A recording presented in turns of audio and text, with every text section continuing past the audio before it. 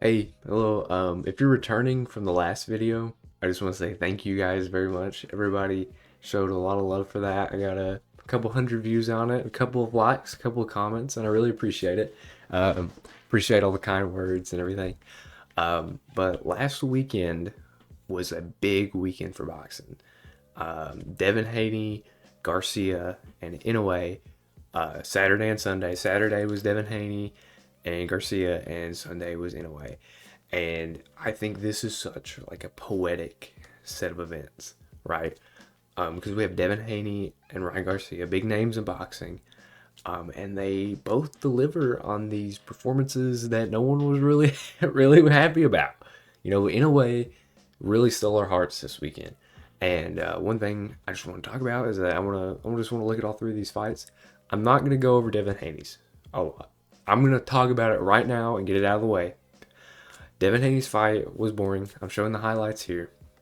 Right, if wherever it is, yeah, hopefully you can see it. It's not in the way, but like, oh my god, I get the hit and don't get hit mentality.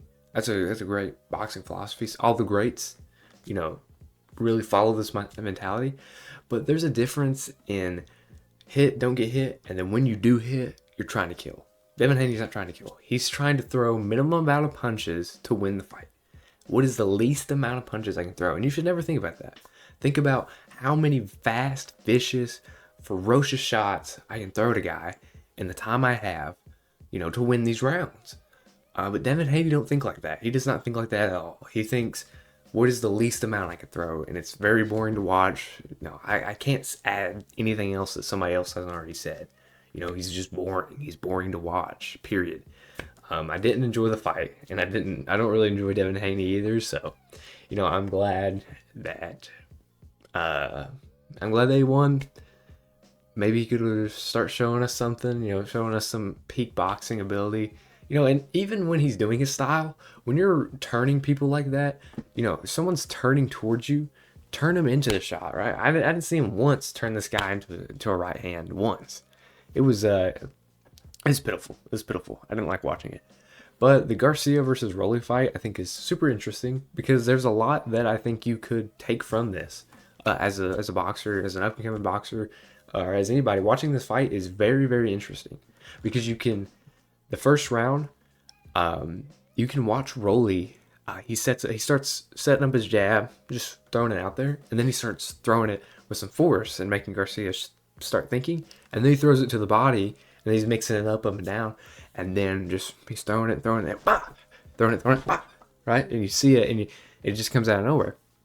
And you can watch him set it up in the first round. He's thinking about throwing it. He's like mimicking it. You can see it.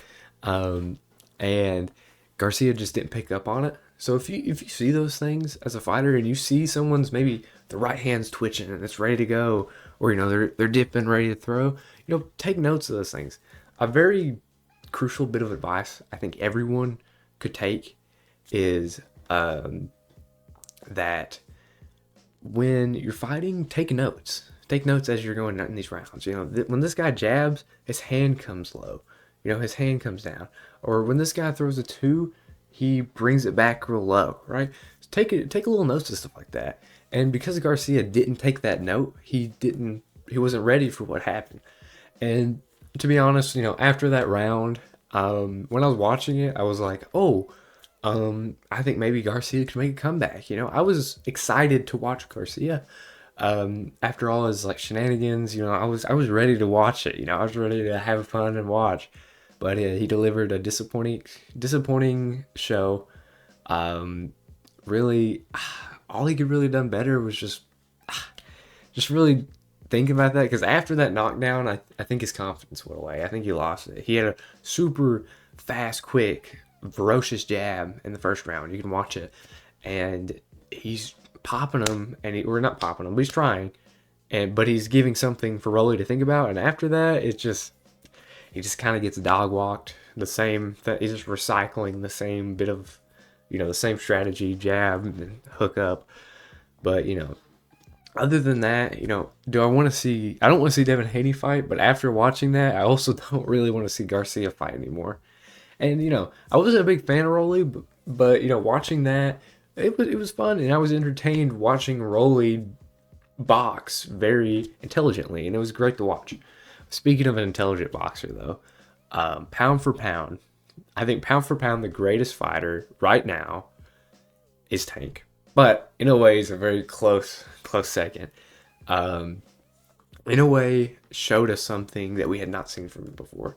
A lot of people wanted to say that he wasn't as good as what he was because of who he was fighting, right? He hadn't been touched. He hadn't, he wasn't, he hadn't been challenged yet. And he got challenged Sunday. He got challenged because he got knocked down.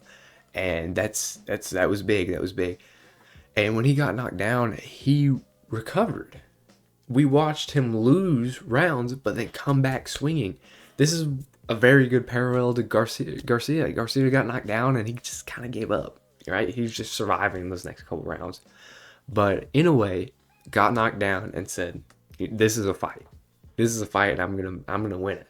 And he came back and he stops him in the eighth. With just doing what Inoue does. He continued to go through his plan, and he didn't get his mind fogged by getting knocked down.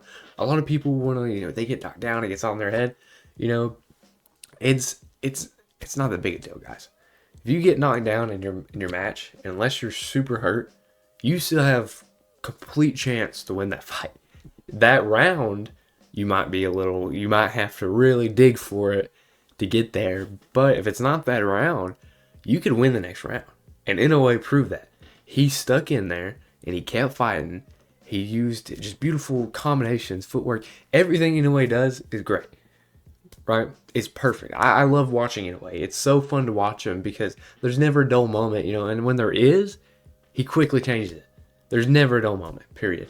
Inoue stole our hearts because he showed what Garcia should have done. And what you guys can take away from this as fighters is that when you get knocked down, it's not over. It's never over, right? You always have a chance. Sorry, I had to let my cat in. But you always have a chance as a fighter. Whether, you can get a combination thrown on you, you can get knocked down, you can get an 8 count on you, but you can come back. I've come back from that, right? But one thing you can't come back on is laziness. If you want to throw the minimum amount of punches to win a fight, you're going to lose, okay? Because that other guy's in there to throw more punches than you and win that fight. And if you're wanting to win that fight with the least amount of effort, you're going to lose, right? That's not what creates champions. Devin Haney is not a champion, but Inoue is. And he proved that to us through heart and viciousness. That's all I got to say. It was some good fights this weekend, and I had a good time watching them, and I hope to see you guys again. Hopefully there were some more returning viewers that came back, but anyways, I'll see you guys.